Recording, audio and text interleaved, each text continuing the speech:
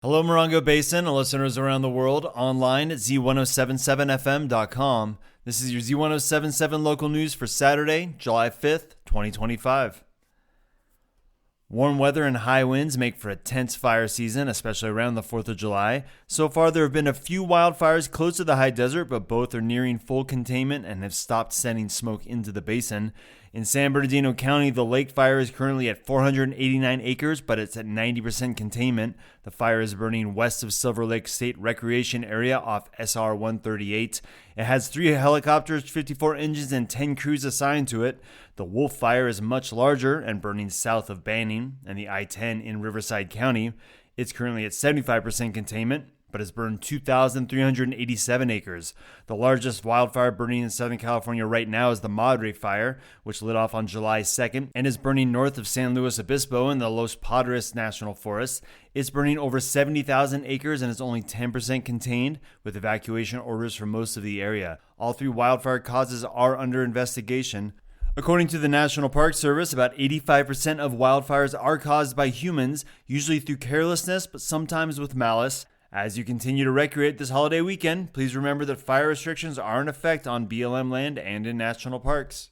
The High Desert Nature Museum in Yucca Valley is a great family-friendly spot to get out of the heat, and last month they expanded their hours from 9:30 a.m. to 5:30 p.m. Wednesday through Saturday. That gives you an extra hour each day to come cool off and enjoy their summer exhibit, Leonardo's Lab. The interactive exhibit is designed for children, but it's fun for all ages. You can explore the inventions, art, and ideas of the original Renaissance man as you engage in a dozen hands-on activities. Create a helicopter, solve math puzzles, try your hand at backwards writing, make your own Mona Lisa masterpiece, engineer towers, bridges, and simple machines. Multi-user workshop tables allow individuals or groups to learn about Leonardo da Vinci's many areas of interest in mathematics, science, and art. Also, it's coming up, so save the date. All ages are welcome to join the High Desert Nature Museum in celebrating National S'mores Day. Participants of all ages will learn how to create a solar oven and bake their own s'mores to enjoy. All materials will be provided. The workshop will be held a month from now on Saturday, August 9th from 10 a.m. to 4 p.m., and participants can drop in at any time during the workshop hours. Registration is $5 per person, and pre-registration is recommended due to limited supplies. You can learn more about the High Desert Nature Museum at www.highdesertnaturemuseum.org. The High Desert has long been a refuge for artists. Amongst them, the LGBTQIA+ community has quietly built a vibrant presence. Now, a new oral history project is revealing just how deep and how enduring those roots truly are. Reporter Hillary Sloan shares the story.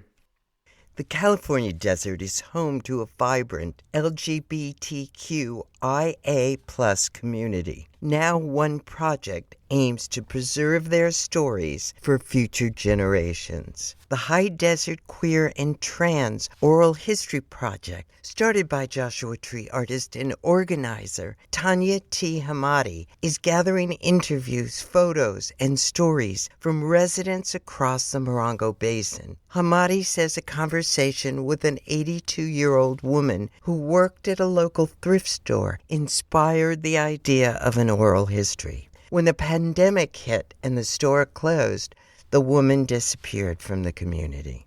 I really felt like people from that early period between World War II and basically the 1960s had so many stories of resilience and joy to share with the younger queer generations, and I was deeply saddened that I lost track of her.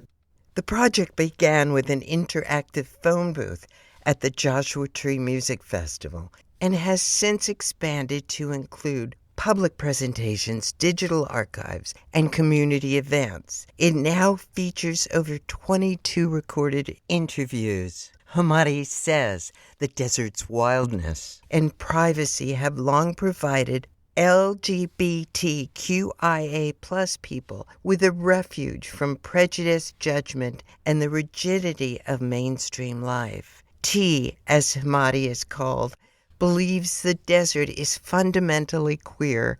Her word, it's wild, hard to pin down, and full of surprises. More interviews are planned for this summer.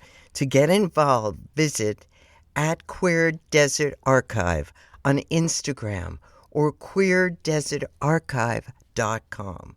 An online version of this story is available at Z107.7 FM.com. For Z107.7, this is reporter Hillary Sloan.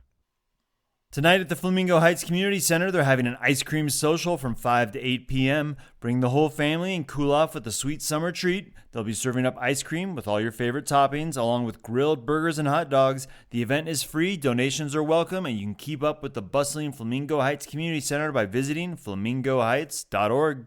Joshua Tree National Park Association has announced the integration of Joshua Tree Residential Educational Experience, or JTREE, programs into its organization.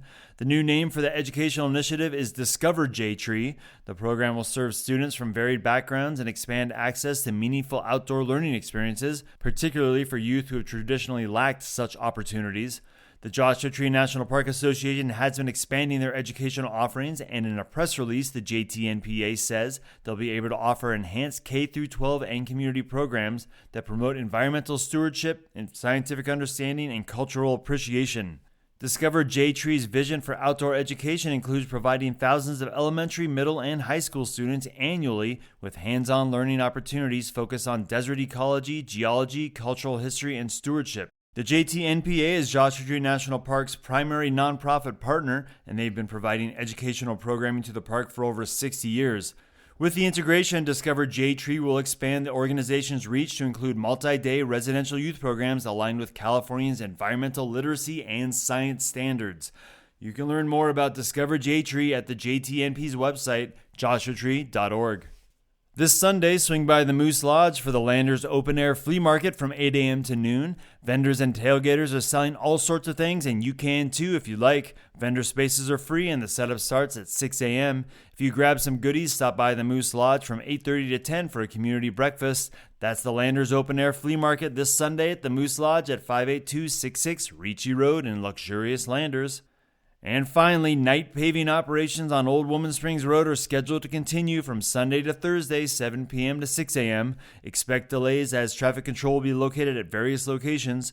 Approximate flagging times per side are expected to be up to 20 minutes, so plan ahead and be mindful of work area signage as law enforcement will be enforcing applicable laws and regulations.